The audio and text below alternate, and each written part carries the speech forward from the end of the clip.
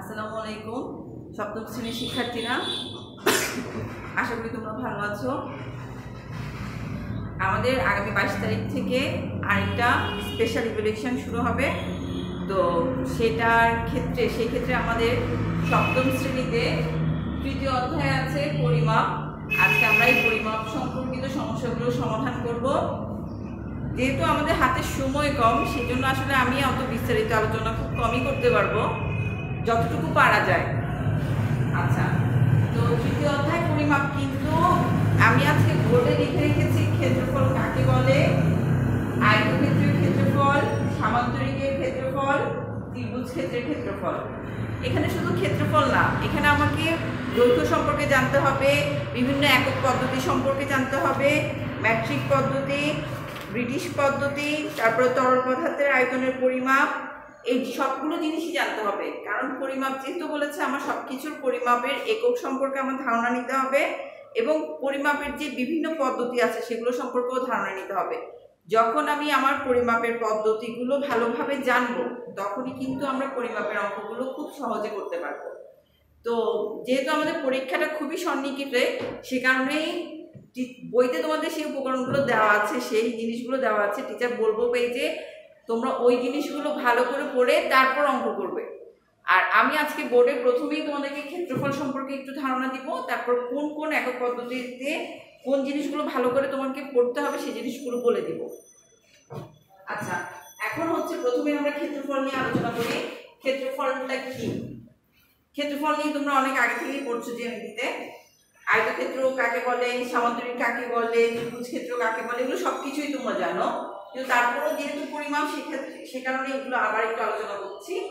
ক্ষেত্রফল কোনো নির্দিষ্ট সীমারেখা দ্বারা, কোনো নির্দিষ্ট সীমারেখা, এই দেখো এটা একটা নির্দিষ্ট সীমারেখা, এই রেখাগুলো এই নির্দিষ্ট সীমারেখা দ্বারা আবদ্ধ স্থান, এই জায়গাটা এই রেখা দ্বারা আবদ্ধ স্থান হলো ক্ষেত্র।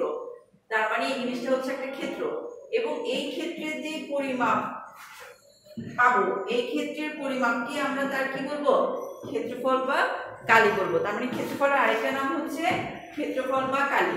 তাহলে ক্ষেত্রফল কাকে বলে? কোনো নির্দিষ্ট সীমারেখা দ্বারা, কোনো নির্দিষ্ট সীমারেখা দ্বারা, যেরকম আমার দৈর্ঘ্য এতটুকু, নির্দিষ্ট সীমারেখা দ্বারা ধরো দৈর্ঘ্য 5 সেন্টিমিটার, প্রস্থ 2 সেন্টিমিটার, নির্দিষ্ট, তাহলে 5 সেন্টিমিটার 2 সেন্টিমিটার নির্দিষ্ট না, কোনো নির্দিষ্ট সীমারেখা দ্বারা আবদ্ধ। দেখো এটা বক্স, এটা একটা আবদ্ধ স্থান হলো ক্ষেত্র, এবং এই ক্ষেত্রে যে পরিমাপটা হবে সেটাকে আমরা ক্ষেত্রফল বা কালি বলবো। আয়তক্ষেত্র, এটা হচ্ছে একটা আয়তক্ষেত্র। আমরা জানি একটা আয়তক্ষেত্রে কি কি থাকে, দৈর্ঘ্য থাকে, প্রস্থ থাকে। তাহলে আয়তকার ক্ষেত্রের ক্ষেত্রফল হচ্ছে দৈর্ঘ্য গুণন প্রস্থ। এরপর হচ্ছে সামান্তরিক, এই যে সামান্তরিক, যার বিপরীত বাহুগুলো সমান এবং সমান্তরাল।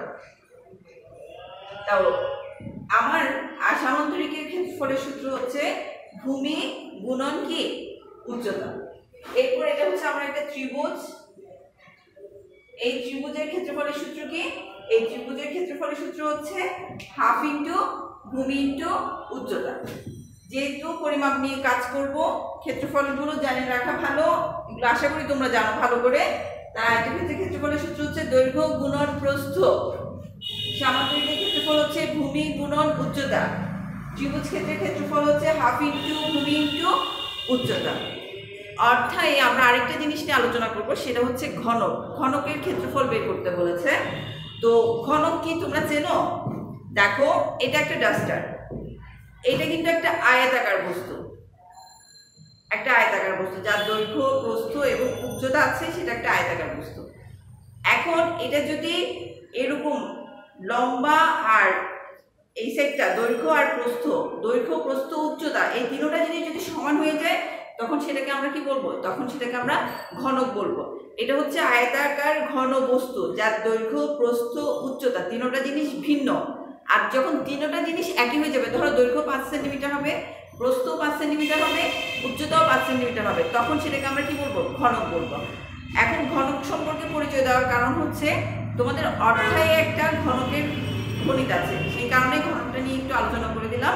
যার দৈর্ঘ্য প্রস্থ এবং উচ্চতা তিনটা জিনিস সমান, তাকে আমরা ঘনক বলবো। এরপর দেখবা তোমাদের বইয়ের 39 পৃষ্ঠায় দৈর্ঘ্য পরিমাপের কিছু একক দেওয়া আছে। মেট্রিক পদ্ধতি, ব্রিটিশ পদ্ধতিতে ওই জিনিসগুলো পড়বে। মেট্রিক আর ব্রিটিশ পরিমাপের সম্পর্ক পড়বে। তারপরে 41 পৃষ্ঠায় দেওয়া আছে ক্ষেত্রফল পরিমাপে ম্যাট্রিক ও ব্রিটিশ পদ্ধতির সম্পর্ক। এগুলো আমার অঙ্ক করতেও লাগবে, এগুলো আমার এমসিকিউতেও লাগবে। তারপর বক্স আকারে কিছু লেখা আছে, ওগুলো একটু পড়তে হবে। তারপর 42 পৃষ্ঠায় ওজন পরিমাপের মেট্রিক এককাবলী দেওয়া আছে, ওগুলো একটু পড়তে হবে। তারপরে নিচে 43 পৃষ্ঠায় নিচে কিছু বক্স আকারে লেখা আছে, ওগুলো পড়তে হবে। এগুলো টিচার লিখছি না, তোমরা এগুলো একটু পড়ে নিবে। 44 পৃষ্ঠায়ও কিছু আছে আয়তন পরিমাপে মেট্রিক এককাবলী। তাহলে দৈর্ঘ্য পরিমাপে এককাবলী দেওয়া আছে, ক্ষেত্রফল পরিমাপে এককাবলী দেওয়া আছে, আয়তন পরিমাপের এককাবলী দেওয়া আছে। এই জিনিসগুলো একটু পড়ে রাখবে। এখন আমরা অনুশীলনী 3-এর গণিতগুলো করা শুরু করব।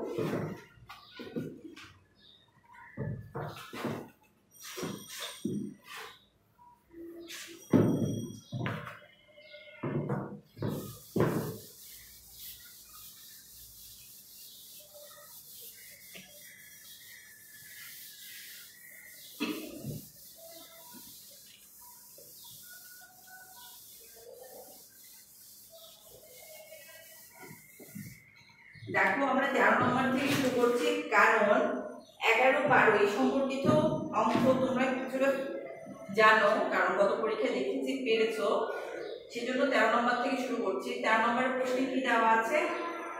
একটি সামান্তরিকের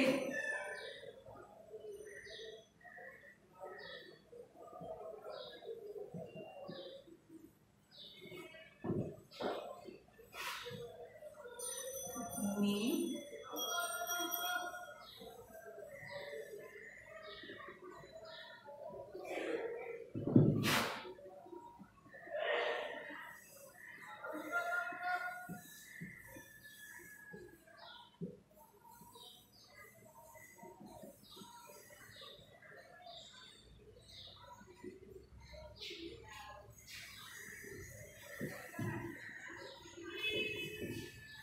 একটা সামান্তরিকের ভূমি আর উচ্চতা দেওয়া আছে, এর ক্ষেত্রফল নির্ণয় করতে হবে। তাহলে যেহেতু ক্ষেত্রফল নির্ণয় করতে বলেছে, তাহলে ক্ষেত্রফলের সূত্র আমরা জানি। ক্ষেত্রফল, সামান্তরিকের ক্ষেত্রফলের সূত্র কি? ভূমি গুণন উচ্চতা। তাহলে দেওয়া আছে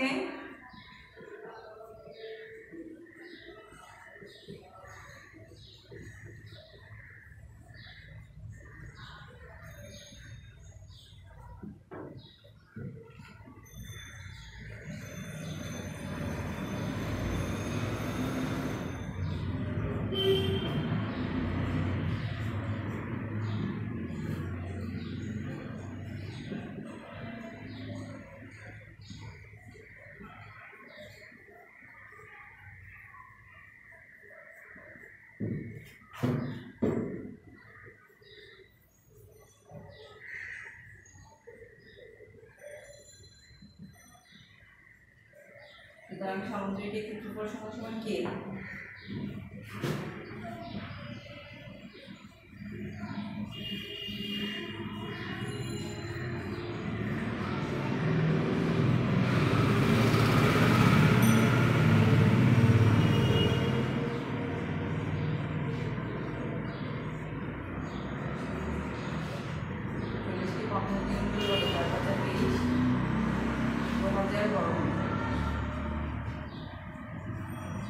তাহলে সামুদ্রিক ক্ষেত্রফলের সূত্রটা যদি জানি তাহলে খুব সহজে অঙ্কটা করে ফেলতে পারতেছি। সামুদ্রিক ক্ষেত্রফল কত? 2000 বর্গমিটার। আশা করি বুঝতে পেরেছো। ক্ষেত্রফলের সূত্রটা জানলেই অঙ্কটা সহজ।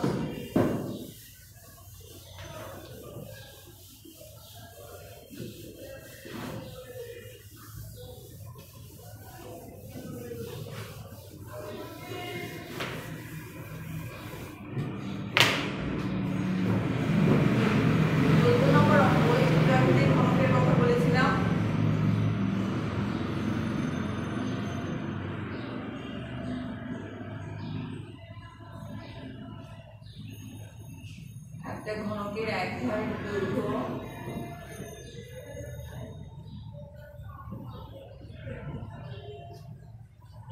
4 মিটার, ঘনকটি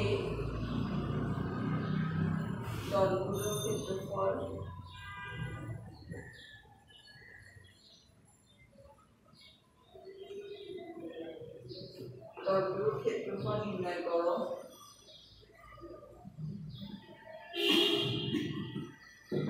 ঘনকের তলগুলোর ক্ষেত্রফল নির্ণয় করতে বলেছে।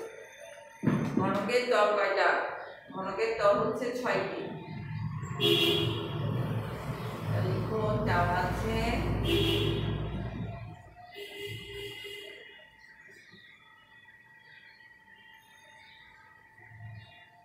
ঘনকের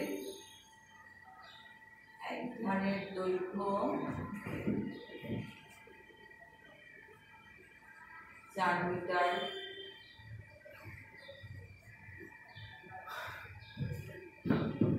আমরা জানি ঘনকের তলের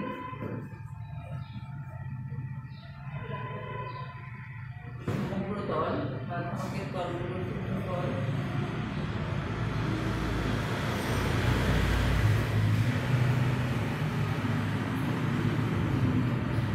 6 গুণন দৈর্ঘ্য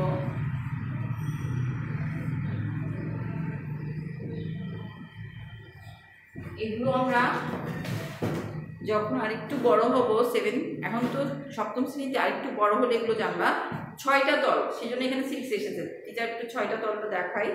দেখো, এই একটা তল, এই একটা তল, এই একটা তল, এই একটা তল, তারপরে এই একটা তল, এই একটা তল, 6টা তল। আর দৈর্ঘ্য, প্রস্থ, উচ্চতা তিনোটাই বলেছিলাম না একই হয়ে যায়, তাহলে ঘনক হবে। সেই কারণে ওখানে আমার তিনোটার মান তো সেম হবে, দৈর্ঘ্য বলি বা প্রস্থ বলি বা উচ্চতা বলি, সেই জন্য শুধু দৈর্ঘ্য স্কয়ারটা লিখেছি। এগুলো সূত্রগুলো কিভাবে আসছে এগুলো আমরা 9 উঠলে জানবো। এখন আপাতত জেনে রাখো, ঘনকের তলগুলোর ক্ষেত্রফল হচ্ছে 6 গুণন দৈর্ঘ্য স্কয়ার। 6 গুণন দৈর্ঘ্য স্কয়ার, তো দৈর্ঘ্যের মান তো আমরা জানি, সেটা কত? 4 স্কয়ার।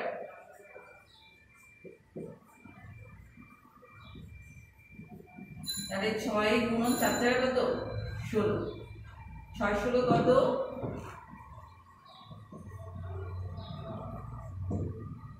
96 বর্গ। আশা করি বুঝতে পেরেছো। তাহলে ঘনকের ক্ষেত্রফলের সূত্রটা সবাই একটু বলো তো। ঘনকের ক্ষেত্রফলের সূত্র হচ্ছে 6 গুণন দৈর্ঘ্য স্কয়ার। জাস্ট শুধু দৈর্ঘ্যের মানটা বসিয়ে দিয়েছি, এরপর গুণ করে দিয়েছি।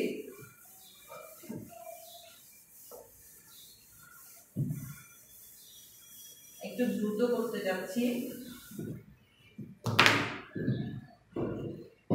এরপর আসো 15 নম্বর।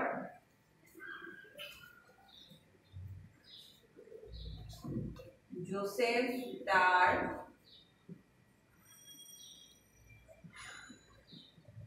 একখণ্ড জমিতে 500 কেজি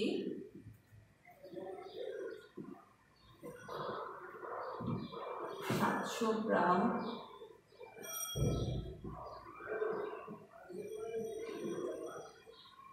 আলু উৎপাদন করেন।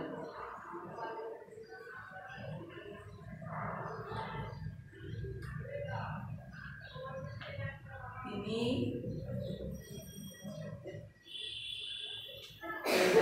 ক্ষেত্রফল বিশিষ্ট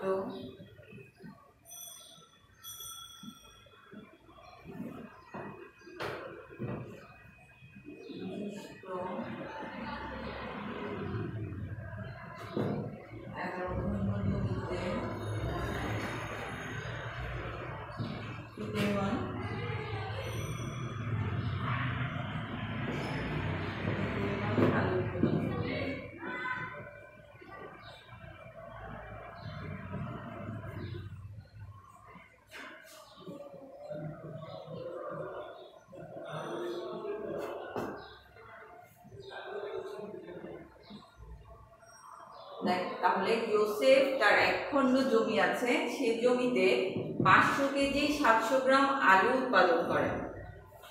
তিনি একই ক্ষেত্রফল বিশিষ্ট 11 খণ্ড জমিতে কি পরিমাণ আলু উৎপাদন করবেন সেটা বের করতে বলেছে। তাহলে অবশ্যই 11 খণ্ড জমিতে উনি বেশি আলু উৎপাদন করবে, তাহলে কি হবে? অবশ্যই গুণ হবে। একখণ্ড জোসেফ একখণ্ড জমিতে আলু উৎপাদন করে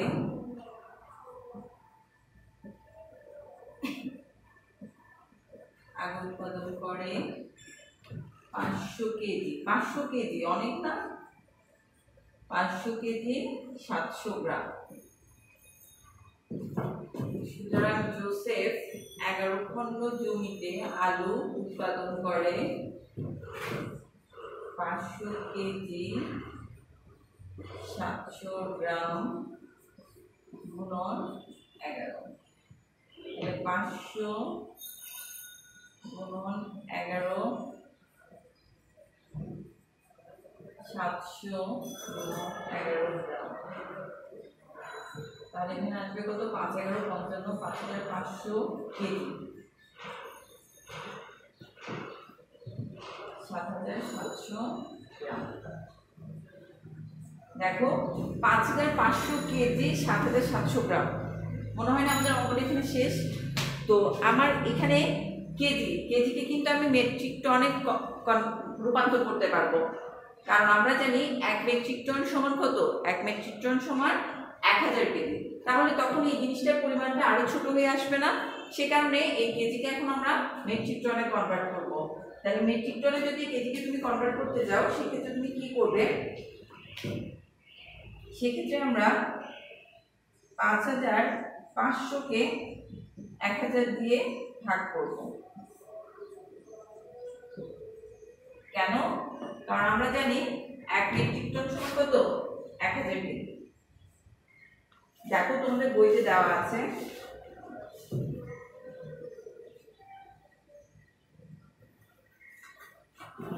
পৃষ্ঠার 6 শেষে দেওয়া আছে 1 মেট্রিক টন সমান 1000 কেজি অথবা 1000 কিলোগ্রাম অথবা 10 কুইন্টাল। তাহলে এখন আমি 5500 কেজিকে মেট্রিক টনে রূপান্তর করতে যাচ্ছি। তাহলে 5500 কেজিকে মেট্রিক টনে রূপান্তর করতে হলে কত দিয়ে ভাগ করতে হবে? 1000 দিয়ে ভাগ করতে হবে। তাহলে 5500 কে যদি আমি 1000 দিয়ে ভাগ করি, তাহলে 5 5 যাবে, 5 কে 5000, 5000 5000, তাহলে কি আসতেছে? তাহলে 5 আর এখানে আসতেছে 500। এই 500টা কিসে থাকতেছে? এই 500টা থাকতেছে আমার কেজিতে। আর যেহেতু 1000 কে ভাগ করেছি, আর এটা হবে আমার তখন কিসে? মেট্রিক টনে। তাহলে আমার ভাগফল যেটা হবে সেটাকে আমি মেট্রিক টন, তাহলে লিখব কি? 5 মেট্রিক টন আর কি 500 কেজি। দেখো তোমরা 5500 কে আমি 1000 দিয়ে ভাগ করেছি, তাহলে 5500 কে 1000 দিয়ে ভাগ করলে যে ভাগফলটা আসবে সেটা ম্যাট্রিকে রূপান্তর হয়ে যাচ্ছে, আর যেটা ভাগশেষ থাকবে সেটা কেজিতে থাকছে। তাহলে 5 মেট্রিক টন 500 কেজি। সাথে কি আছে? 7700 গ্রাম। এখন 7700 গ্রাম বড় না? তাহলে 7700 গ্রামকে তো আমরা কিসে রূপান্তর করতে পারবো?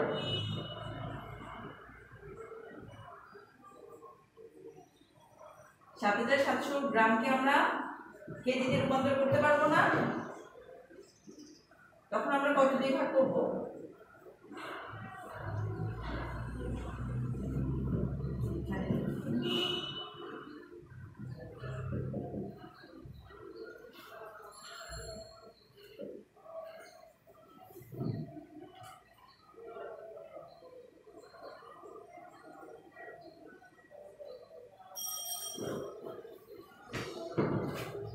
যেহেতু 1 কেজি সমান 1000 গ্রাম,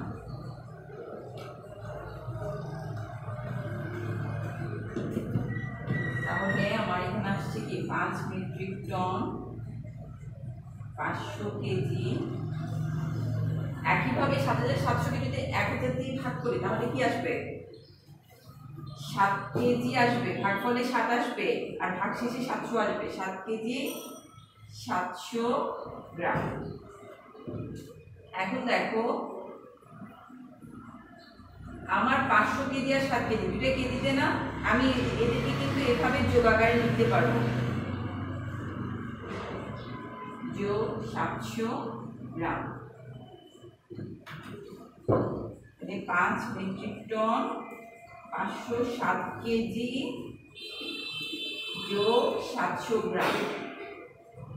দেখেছো আমাকে এখানে পরিমাপ দিয়ে জানতে হয়েছে 1 মেট্রিক টন সমান 1000 কেজি, 1 কেজি সমান 1000 গ্রাম। সেই কারণে এই চার্টগুলো আমাদেরকে ভালোভাবে জানতে হবে।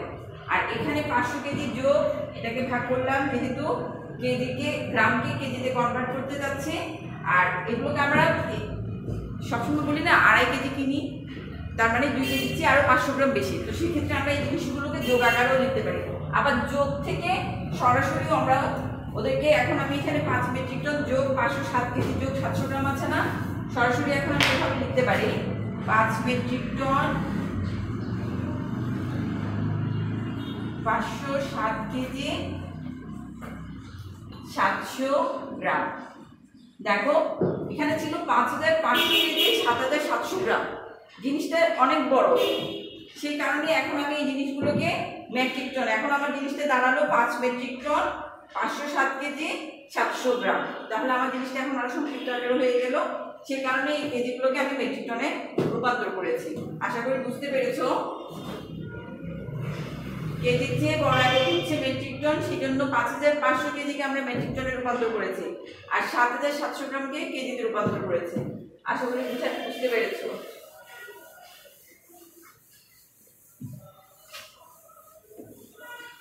আরেকটা আমরা করব,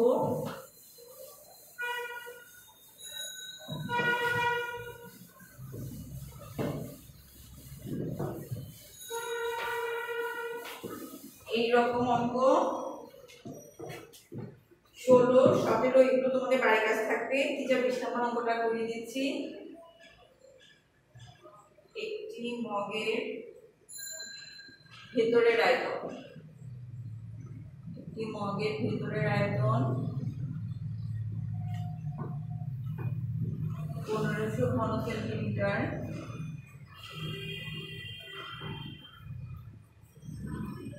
1500 ঘন সেন্টিমিটার হলে 270 লিটারে কত মগ পানি হবে? তার মানে প্রশ্ন বলছে একটা মগ, গোসল করার সময় আমরা মগ ব্যবহার করি না, অথবা পানি খাওয়ার সময় পানির মগ ইউজ করি। ওই মগের ভিতরে মানে যতটুকু পানি ধরে ওই আয়তনটা হচ্ছে 1500 ঘন সেন্টিমিটার। 270 লিটারে কত মগ পানি হবে বলেছে, 270 লিটারে কত মগ পানি হবে।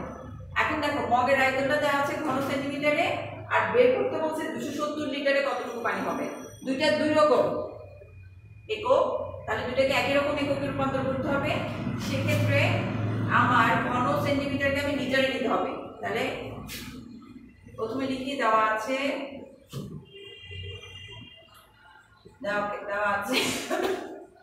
মগের ভিতরের আয়তন,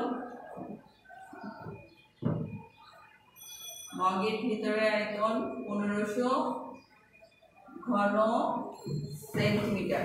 এই ঘন সেন্টিমিটারকে আমরা কোথায় রূপান্তর করব? লিটারে। কিভাবে রূপান্তর করব? আমরা জানি 1000 ঘন সেন্টিমিটার সমান 1000 ঘন সেন্টিমিটার সমান 1 লিটার। সুতরাং 1 ঘন সেন্টিমিটার সমান 1000 ভাগে 1 লিটার। সুতরাং 1500 ঘন সেন্টিমিটার সমান কত হবে? তোমরা কি দেখো 1000 1 গুণন 1500।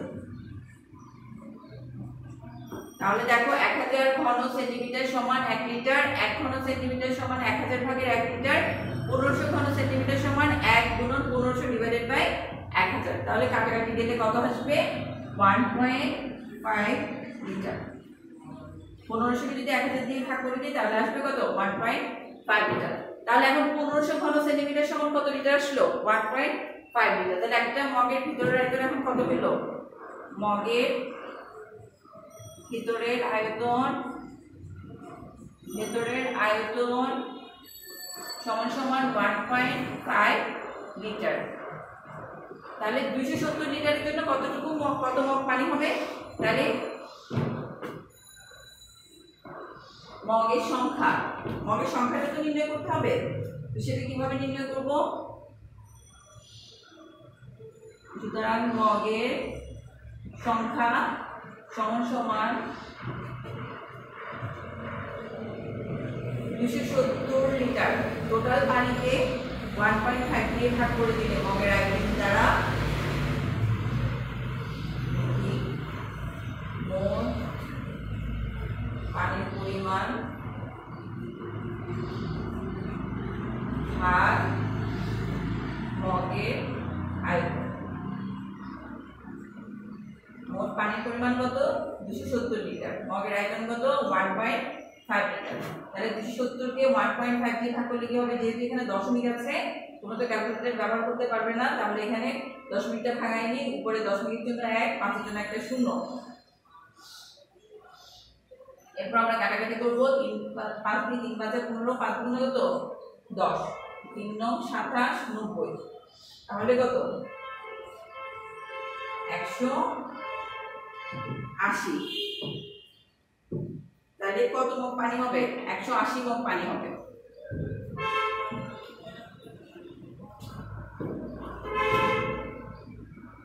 সুতরাং 270 লিটার পানি ভরতে, পূর্ণ করতে কতটুকু মগ লাগবে? 180 মগ। 180 মগ 270 লিটার পানিতে 180 মগ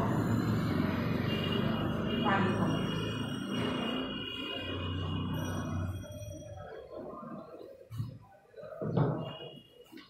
আশা করি বুঝতে পেরেছো। আর তোমরা তোমাদের পরবর্তী পরীক্ষার জন্য ভালোভাবে প্রস্তুতি নিবে এবং অঙ্কগুলো ভালো করে প্র্যাকটিস করবে। আর এই অধ্যায়ের অঙ্কগুলো পাঠ্য হলে অবশ্যই তোমাদেরকে ওই সূত্রগুলো ভালো করে মুখস্থ করতে হবে। আর পরবর্তী অঙ্কগুলো ইনশাআল্লাহ আমরা পরবর্তী ক্লাসে করব। ভালো থাকবে, সুস্থ থাকবে।